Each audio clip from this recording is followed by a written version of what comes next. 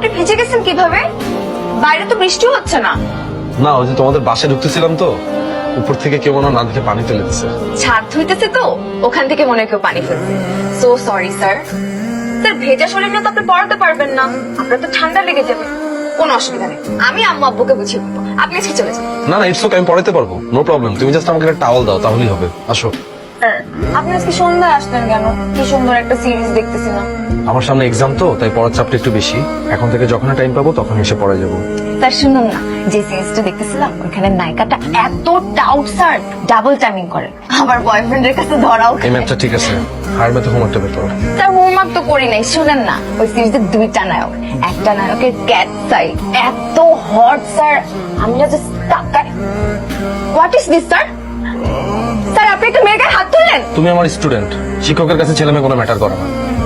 কালকে থেকে যদি আমাকে হোমওয়ার্ক না দাও, প্রত্যেকটা হোমওয়ার্কের জন্য আমি তোমাকে 2টা করে বাড়ি দিব। এখানে কি করো সবাই? নাটক দেখতে আসছো? হোমওয়ার্ক বের করো।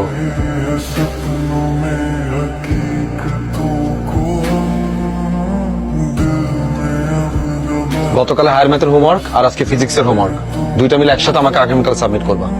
যতদিন না পর্যন্ত তুমি আমাকে প্রপারলি হোমওয়ার্ক না দিচ্ছ, আমি তোমাকে নতুন করে চাপটা পড়াচ্ছি না। হোমওয়ার্ক করিনি।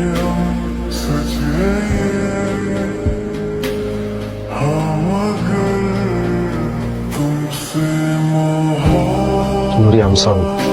আচ্ছা, তোমার নিজের কখনো ফিল হয় নাই তুমি যে তোমার ফ্যামিলির বিপক্ষে গিয়ে পালিয়ে যাচ্ছ? ধরো তুমি কোনো ছেলের সাথে পালাই গেলা, ভবিষ্যতে তোমাদের মধ্যে যদি কোনো ধরনের দুর্ঘটনা ঘটে, তখন তুমি কি করবা? পাক আমি শাসন করছি, এই জন্য আমি সরি।